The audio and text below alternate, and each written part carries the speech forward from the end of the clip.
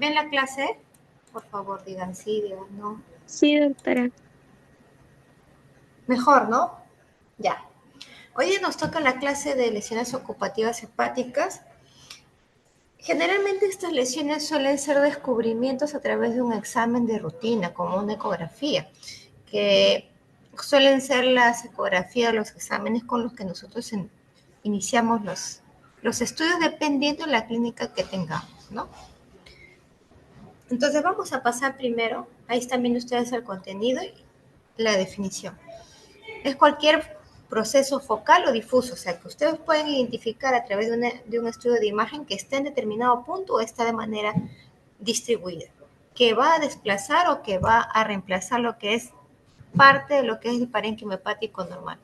Y que eso sí siempre lo van a detectar ustedes a través de ecografía, resonancia o tomografía, dependiendo de lo que ustedes tengan en su centro de salud, ¿no? Ustedes recuerden que ustedes van a trabajar con lo que tengan. Si tienen ecografía, empezarán con ecografía. Y como les mencionaba, la mayoría de estos son incidentales. Hay ciertas cosas que en epidemiología nos van a ayudar a inclinarnos hacia qué problema estamos.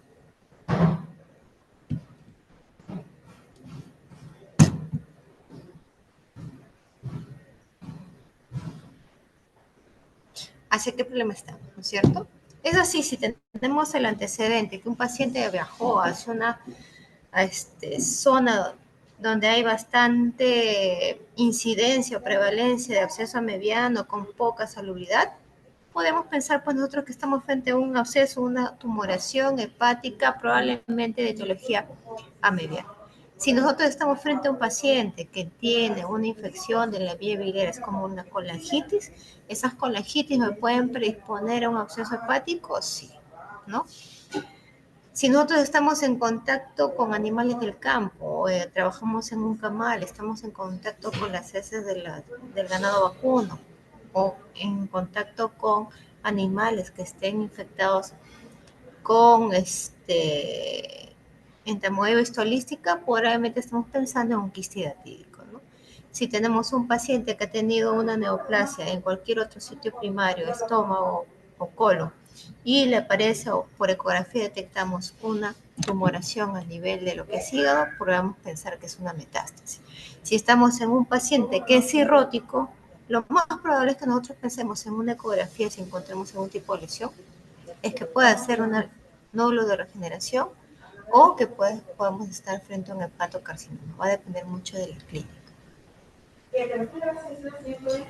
Hay varios tipos de clasificaciones, como está en la pantalla, ¿no? Dependiendo de cómo se comporte, puede ser benigno, puede ser maligno. Dependiendo del origen de dónde nace la tumoración, si nace primero en hígado, será primario. O si tenemos una lesión como una neoplasia de colon, donde más le gusta viajar hacia el hígado, es una de las primeras zonas donde suelen hacer metástasis.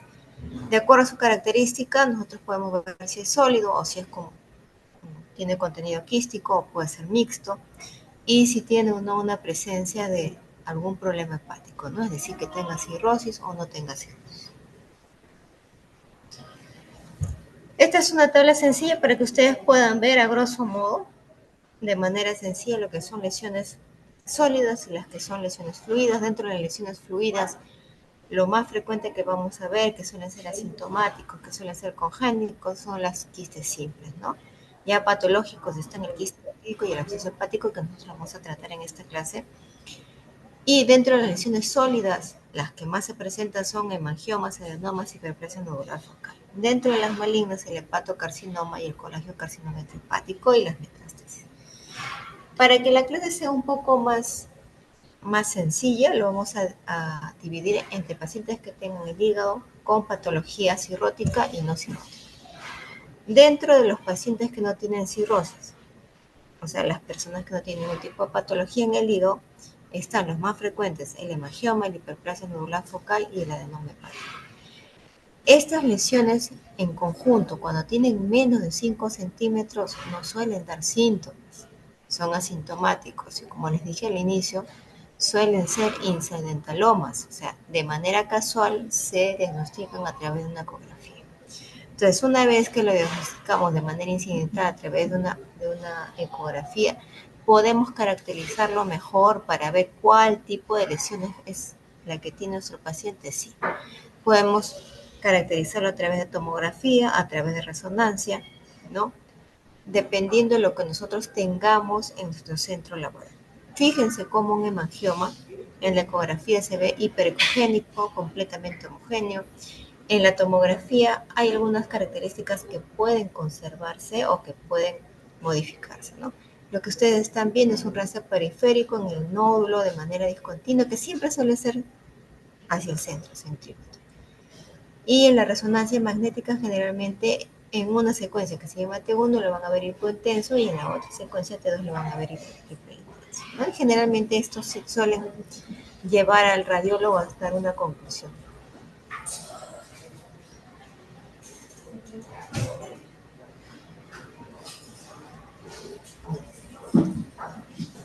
Como les mencionaba, el quiste hepático simple generalmente en ecografía es anecoico, una pared muy fina que no tiene nada en el interior, que puede tener refuerzo acústico posterior, que generalmente en los pacientes siempre tenemos que descartar que haya otro diagnóstico como que fuera un quiste hidratídico, ¿no?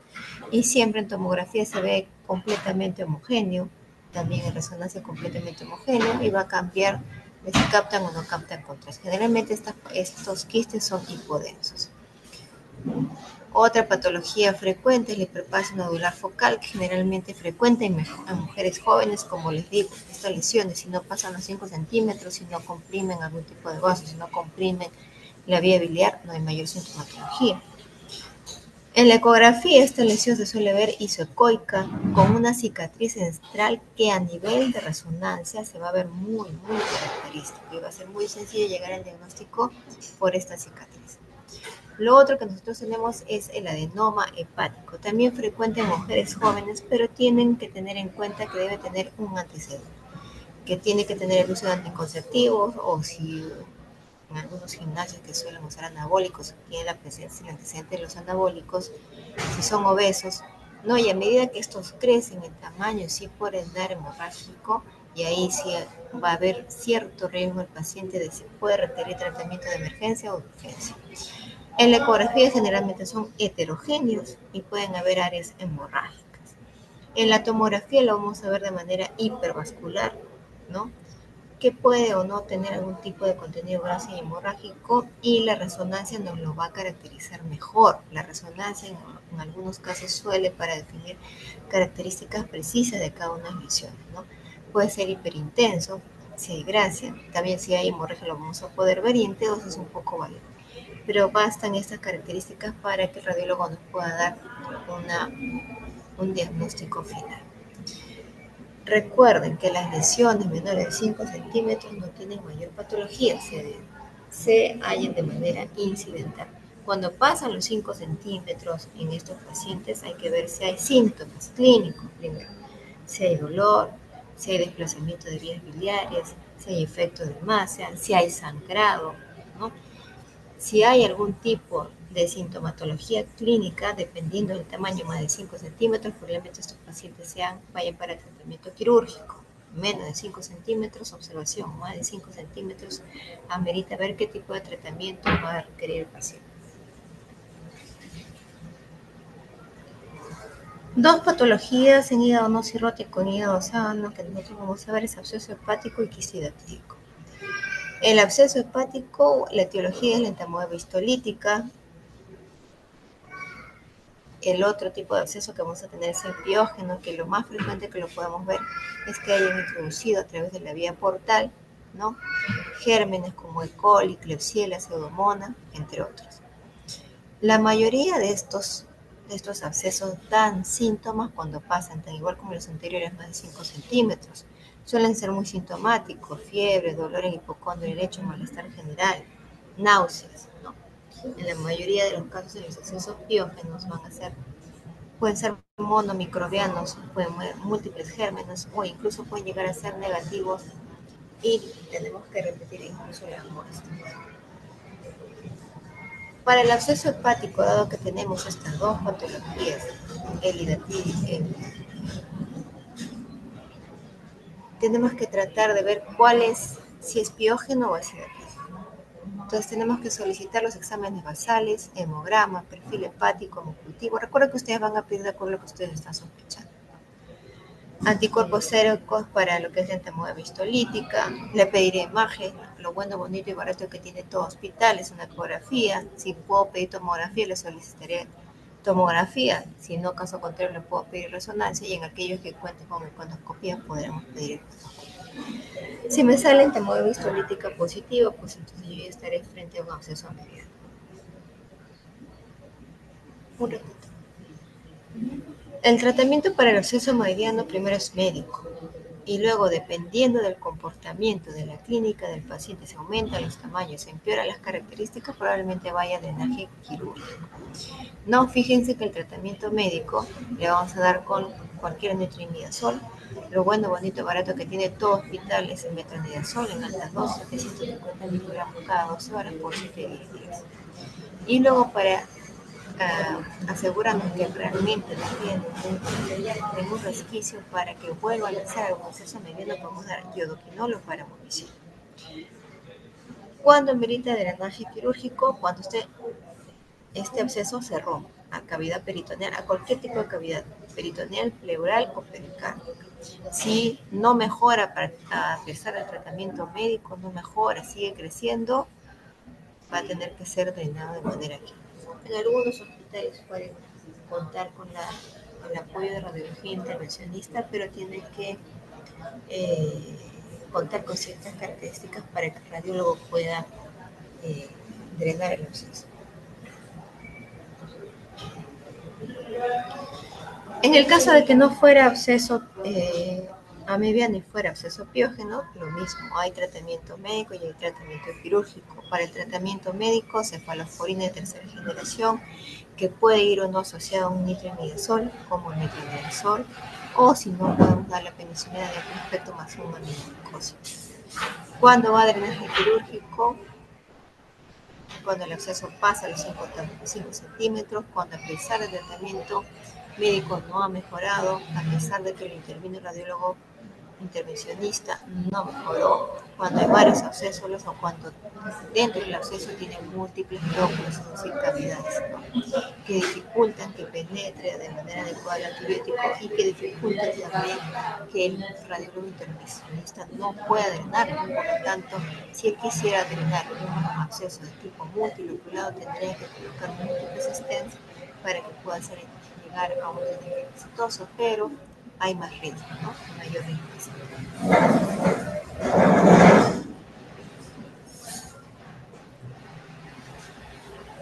¿Aló, me escucha? ¿Sí? Hola.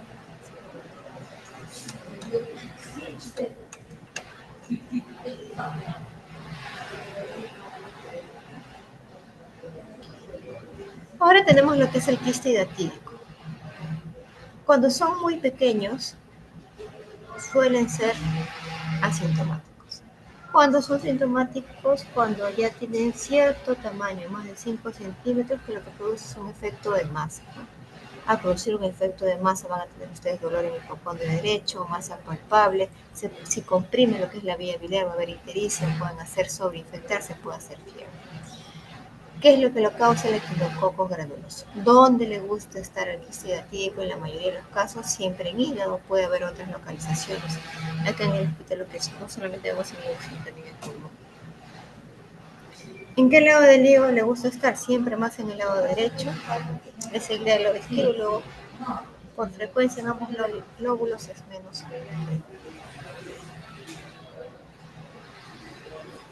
Para sospechar de quiste hidatídico que tenga un diagnóstico, lo que tenemos que hacer es juntar toda la información que nosotros tengamos y sobre todo que tenga el antecedente epidemiológico, no solamente el clínico, sino el epidemiológico.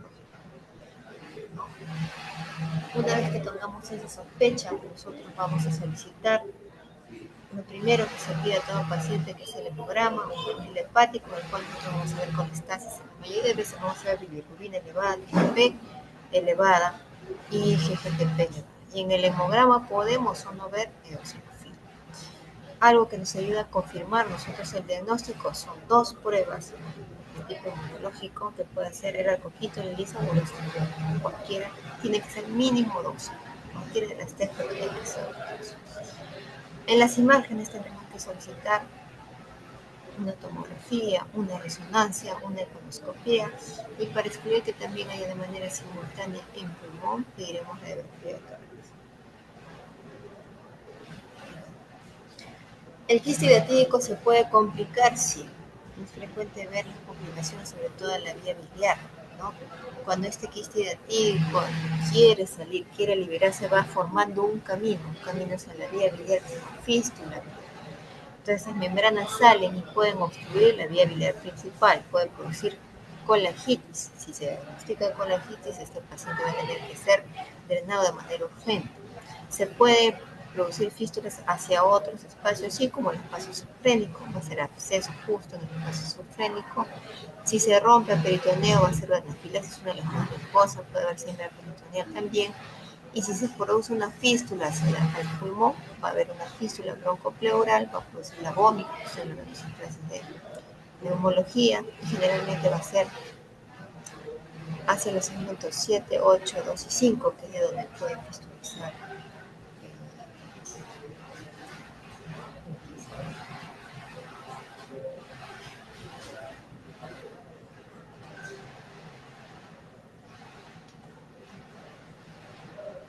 El tratamiento de quiste hidratídico es farmacológico y de acuerdo a cómo va evolucionando el quiste, dependiendo del tamaño, dependiendo de la complicación que tenga, generalmente van a tratamiento quirúrgico. El tratamiento médico tiene que darle albendazol, puede ser 400 miligramos cada 12 horas, pueden darle 3 ciclos cada 28, descansando cada 14 días. Y en pacientes quirúrgicos tienen que dar 45 días antes y 45 días después. Recuerden que el albendazol tiene efectos adversos, que son leucopenia y hepatotoxicidad. Por lo tanto, estos pacientes tienen que pedirle un gramo de perfil hepático antes, durante y después del tratamiento para ver si hay alguna alteración.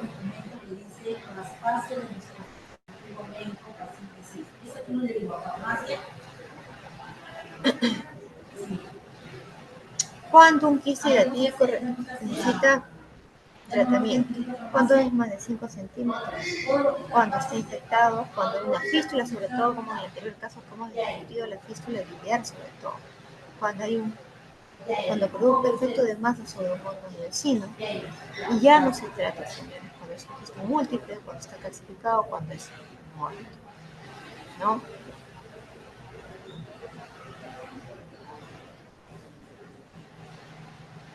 Estuvimos con lo que son las lesiones benignas en hígado cirrótico y ahora pasamos con lesiones malignas en hígado.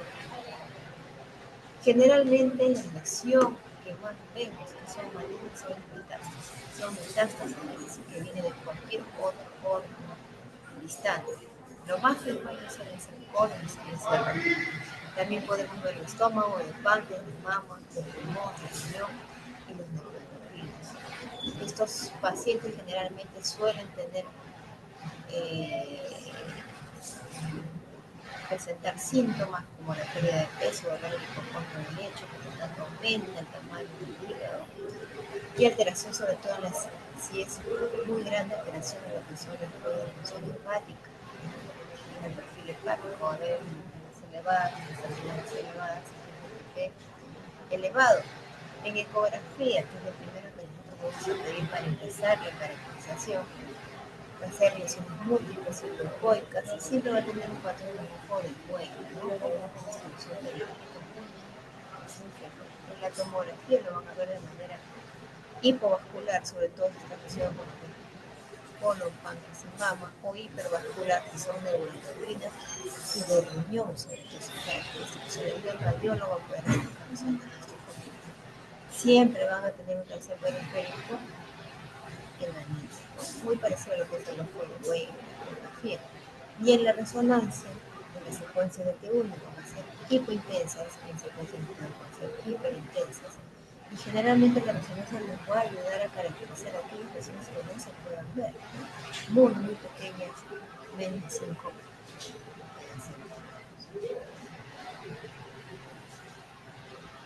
Pasamos a lo que son lesiones benignas en hígado cirrótico, como les mencionaba al inicio de la clase. Es un hígado cirrótico que siempre está con la noxa. Recuerden que el hígado, que la cirrosis se puede ser por viral, por hepatitis B, metabólica, más el D, o que sea alcohólica, ¿no? Siendo que la metabólica, la más el D, es la que está ahora ocupando el primer lugar en causas de hígado cirrótico. Entonces, en estos pacientes en los cuales la noxa está presente, se va a formar una defensa del cuerpo, que es lo que se llaman los nódulos regenerativos, que pueden avanzar en el lapso de tiempo. Si esta noxa no se corta, puede producir displasia y llegar finalmente a lo que es un cáncer, ¿no? Generalmente estos nódulos regenerativos no suelen ser asintomáticos. Su potencial es maligno, sí, porque puede pasar de displasia a ser una neoplasia. ¿Cómo se ve en ecografía? Como múltiples nódulos pequeños que pueden ser isocoicos o ligeramente hipocoicos. Habrá que hacer el seguimiento en el tiempo del paciente. Si tenemos alguna duda, podemos caracterizarlo mejor con tomografía, en la cual se van a ver lesiones isodensas, y en la resonancia magnética se va a ver el radar arterial, ¿no? Sin restricción en uso. Como les digo, estos nódulos van a tener que ser seguidos en el tiempo de acuerdo a la clínica del paciente para ver si solamente pueden quedar en un nódulo regenerativo o si va a ir avanzando hacia lo que es un hepatocarcinoma. Dentro de las lesiones malignas muy frecuentes en hígado cirrótico está la cabeza, el hepatocarcinoma y el colangiocarcinoma. El hepatocarcinoma está muy asociado con las tres primeras causas para hepatitis, para hígado cirrótico, les mencioné más el D, hepatitis y alcohol. Son las tres causas más frecuentes que, si esa noxa no se calma en el tiempo, pueden hacer nódulos de regeneración y finalmente carcinoma hepatocelular. Característico es cuando nosotros queremos estudiar en estos pacientes es que eleva el alfa fetoproteinúrico. Vuela el alfa fetoproteinúrico con estos pacientes, y la clínica va a ser básicamente dependiendo del tema. Van a tener dolor, pérdida de peso y alteración en el perfil hepático. ¿Cómo lo van a ver en ecografía? Generalmente un nódulo coecoico mixto, o también puede ser único o de presentación difusa, multifocal. En la tomografía lo que van a ver es un realce interno. En el momento en el que sale el contraste va a ser positivo, ¿no? Y se va a dibujar la causa. En la resonancia magnética van a ver un realce arterial, washout, que es la salida del contraste, muy característica, más y muy intensa, ¿no? Y la cápsula bien formada. Entonces, los pacientes con hígado cirrótico, básicamente siempre la cabeza deben descartar lo que es el hepatocarcinoma o carcinoma hepatocelular. Luego tenemos el colangiocarcinoma intrahepático, ¿no? Porque es lo que está dentro del hígado. El colangiocarcinoma puede estar dentro del hígado y fuera del hígado. Fuera del hígado estará en lo que es la vía biliar, escoledo. Como estamos tocando lesiones malignas en hígado, colangiocarcinoma intrahepático.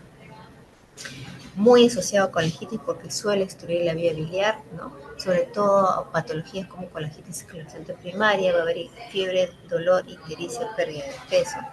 En la ecografía van a ver una masa de tipo irregular, hipoecoica, que en la mayoría de los casos suele infiltrar y comprimir la vía biliar. En la tomografía es una lesión hipovascular con un realce periférico progresivo, y van a ver pues que la cápsula que rodea este colangiocarcinoma está de manera retraída, ¿no? Y en la resonancia lo que van a ver es un realce progresivo, centrípeto hacia el centro, hacia el centro de la lesión, se ve mejor el realce, ¿no?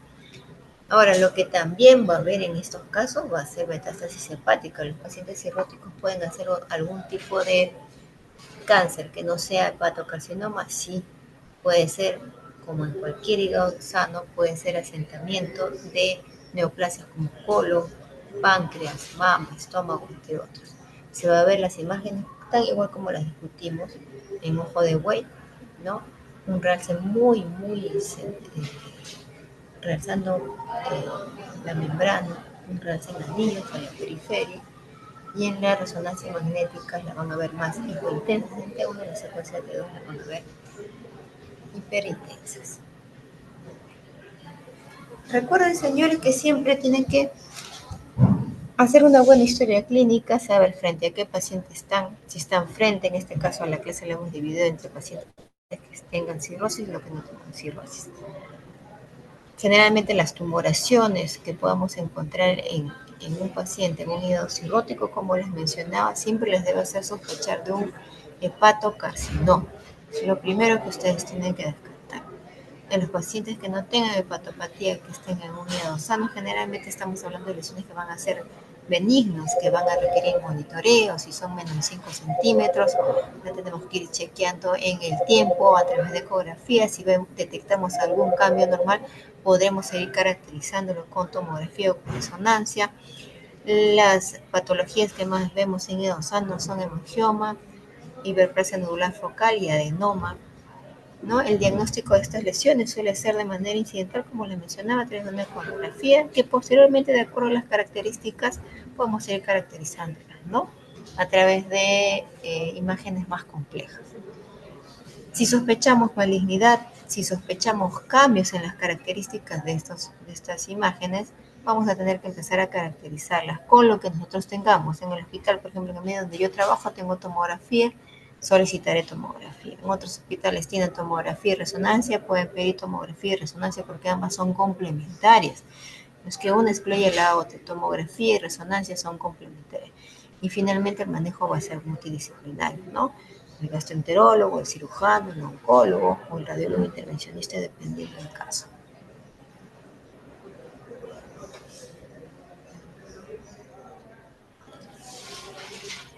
¿Tienen alguna pregunta, señores? ¿Alguna duda? ¿De la pantalla? No hay dudas, doctora. Ya, le estoy enviando a usted ahorita la clase para que la puedan estudiar, por favor. ¿Sí? Y me confirma recepción. Sí, doctora. Ya, gracias, hasta luego, buen día, cuídense.